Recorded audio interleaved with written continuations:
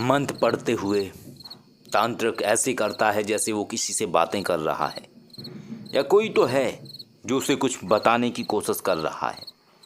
इस तरीके की स्थिति में आ जाता है तांत्रिक। लगातार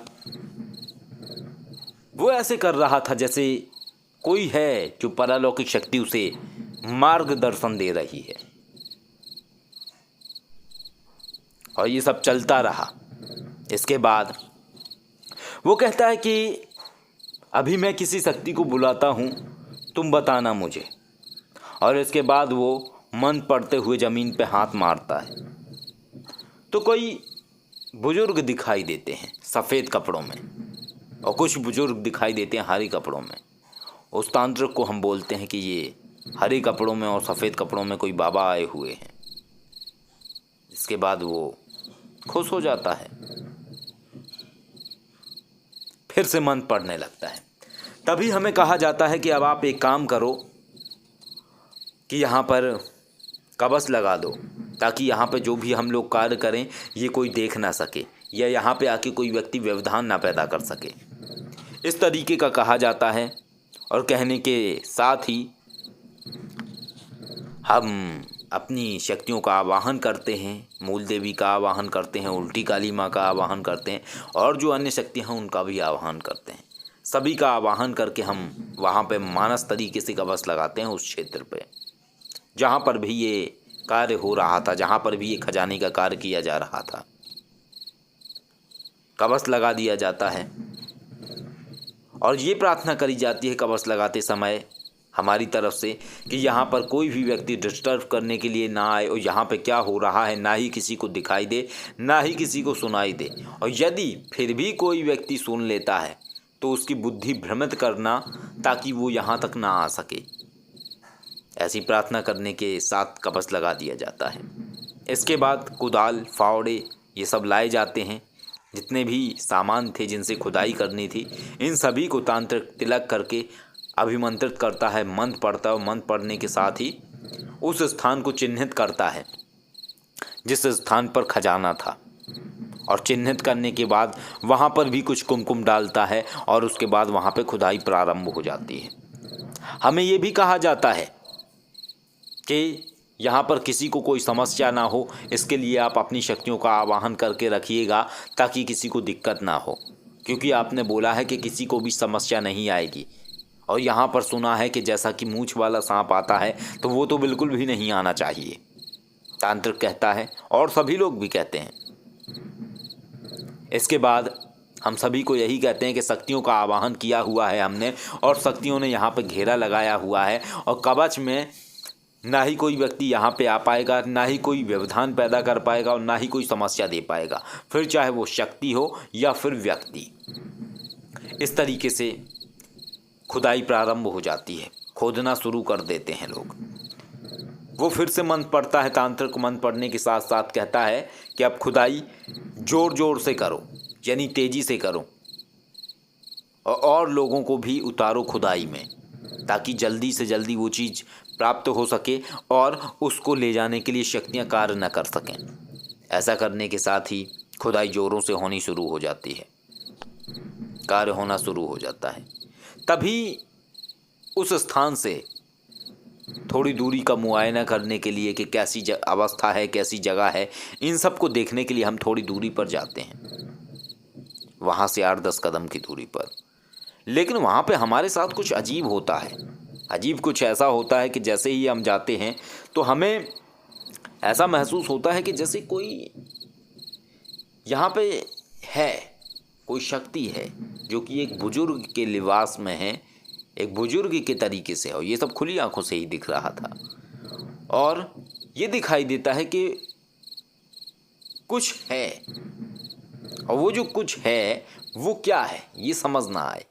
क्यों? क्योंकि दिख तो रही है कि एक बुजुर्ग हैं, दाढ़ी है उनकी, ये सब कुछ दिख रहा है, लेकिन वो कौन है ये पता नहीं है। तभी ये दिखाई देता है वो आते हैं और आते हुए बिल्कुल ऐसा लगता है जैसे शरीर के आर पार निकल गए और उस समय दिमाग एकदम ब्लैंक हो गया। शरीर को एक झटका लगा, जैसे पीछे को शरीर को किसी ने धक्का दिया है पीछे की ओर, क्योंकि सामने से कोई चीज़ प्रवेश करी और पीठ के पीछे से निकल गई, ऐसा महसूस हुआ और शरीर में एक करंट की लहर दौड़ गई। इस तरीके का अनुभव होने लगा और इसके साथ ही कुछ और अजीब चीज़ें भी होने लगीं कि अचानक से धीरे धीरे क्रोध आना शुरू हो गया। ऐसा लगा हमें जैसे कोई अंदर शक्ति है जो हमारे शरीर को नियंत्रित करने की कोशिश कर रही है। जबकि मानव शक्तियों में भी ऐसा होता है कि कई बार शक्तियाँ शरीर को नियंत्रित करने की कोशिश करती हैं। कई सारे लोगों के साथ ऐसा भी होता है कि मानव शक्ति जब वो करते हैं, फिर वो रहस्यमय देवी हो या अन्य शक्तियाँ हो, तो उनमें कई सारे लोगों के साथ कुछ ऐसी गतिविधियाँ होती हैं कि अपने आप से ऐसा महसूस होना जैसे कोई उनके सीने पर बैठ गया है, अब किसी के मौजूदगी का एहसास, कमरे में कोई घूम रहा है, अपने आप सोते हुए उनकी चादर को कोई खींच गया है, ऐसा महसूस होना, इस तरीके की गतिविधियाँ होती हैं। तो हमने उन सभी चीज़ों के लिए रोकने के लिए एक अनुबंध किया है सारी मानस शक्तियों से, इसलिए हमारे शरीर को वो नियंत्रित नहीं करती हैं। लेकिन ये जो शक्ति थी हमारे शरीर को नियंत्रित कर रही थी। अंदर से एक जोर का क्रोध आ रहा था, समझ नहीं आ रहा था कि क्यों आ रहा है। ऐसा लग रहा था कि कोई ताकत है जो हमारे शरीर के अंदर प्रवेश कर चुकी है और हमें नियंत्रित करने की कोशिश कर रही है। और ये अवस्था बिल्कुल वैसी ही है जैसे सवारी वाली अवस्था होती है लोगों की। क्योंकि सवारी को हम इसलिए सही नहीं समझते हैं क्योंकि ऐसी स्थिति हो रही थी उस समय कि दिल कर रहा था कि मैं जोर से चीखूं और जोर से चीखूं, और ये आ रहा था अंदर से कि बोलूं कि बंद कर दो, रोक दो, किसी को नहीं मिलेगा खजाना। इस तरीके के थॉट अंदर से आ रहे थे। ऐसा लग रहा था जैसे कोई कह रहा है कि बोलो, ये जोर से चीख के बोलो। और मैं ये समझ रहा था कि अगर चीख के इस समय बोला हमने तो हमारे चीख के बोलने का मतलब है कि और लोगों का यहाँ पे इकट्ठा हो जाना। क्योंकि जब रात्रि के 1 बजे 1:30 बजे अगर आप चीख रहे हो कहीं पर तो उस आवाज़ को सुन के तो जाहिर सी बात है कि आएंगे लोग। और यहाँ पे इसमें ये कहा जा रहा है कि बोलो कि किसी को नहीं मिलेगा खजाना, तो खजाने के नाम से तो सभी के कान भी खड़े हो जाते हैं। तो ये तो बड़ा समस्या का विषय है। हमने अपने आप को नियंत्रित करने की बहुत कोशिश की, लेकिन अंदर वो क्रोध बढ़ता ही चला जा रहा था। ऐसा लग रहा था जैसे कोई ताकत है, और अंदर से ये भाव आ रहा था जैसे काल भैरव बाबा के विषय में आता है या काल भैरव बाबा की कोई छाया मैं महसूस कर रहा हूँ। मुझे अंदर से ये विचार आ रहे थे। इसके बाद हम वापस वहीं पहुँचते हैं, उसी स्पॉट के पास जहाँ पे ये सब हो रहा था, खुदाई हो रही थी। हम ये किसी को नहीं बताते हैं। इसके बाद चमेली के दीपक जलाए उस तांत्रिक ने, और लोगों ने भी और क्रियाएं करी। इसके बाद मैं गया उन अपने साधक मित्र के पास और जाके मैंने बोला कि अंदर से ऐसी भावना आ रही है, काल भैरव बाबा मुझे महसूस हो रहे हैं। तो उन साधक मित्र ने कहा काल भैरव बाबा नहीं होंगे भाई साहब, कोई और होगा, क्योंकि काल भैरव बाबा तो बहुत तेज आते हैं और वो सुनते ही नहीं है किसी की। अंदर से बहुत ज़्यादा क्रोध आता है इंसान को। अब मैं उनसे इसलिए पूछ रहा था क्योंकि वो खुद काल भैरव बाबा के उपासक हैं, बाबा की बड़ी कृपा है उनके ऊपर। तो मैंने कहा अच्छा। अब मैंने उनको ये अंदर की बात नहीं बताई कि क्रोध तो मुझे भयंकर आ रहा है, मैं कैसे रोकूं ये मुझे पता है। क्यों? क्योंकि मैं अपने दिमाग को इसलिए स्ट्रॉन्ग करके रखे हुए था क्योंकि मेरे चीखने का मतलब है कि यहाँ पे और लोगों का इकट्ठा हो जाना। इस तरीके के विचार आने लगे। फिर अजीब अजीब से विचार ख्यालों में आने शुरू हो गए उस समय कि सभी को बोलो अपनी कलाई चीरें, एक खप्पर भरें सभी अपने रक्त से, वो खप्पर उज्जैन रख के आओ तब मिलेगा खजाना। ऐसे विचार आने लगे और ये ऐसे लग रहा था जैसे ये जो मैं महसूस कर रहा हूँ ये यही शक्ति जवाब दे रही है या यही शक्ति मुझे ये संकेत दे रही है। क्यों? क्योंकि हमारी शक्ति को तो हमने आवाहन करके कवच और सुरक्षा के लिए लगाया हुआ था। इस तरीके के विचार आने लगे। खुदाई होती ही जा रही थी। तांत्रिक ने बोला कि अभी आप अपनी शक्ति से देखो कि और कितना रह गया। तो मैंने देखा मानस शक्तियों के माध्यम से, और देखने के बाद देखा कि बस थोड़ी ही दूरी और है, और उसके साथ साथ एक सांप भी नजर आने लगा। सांप के साथ एक बुजुर्ग भी नजर आ रहे थे, जैसे कोई पीर हैं, इस तरीके के दिखे।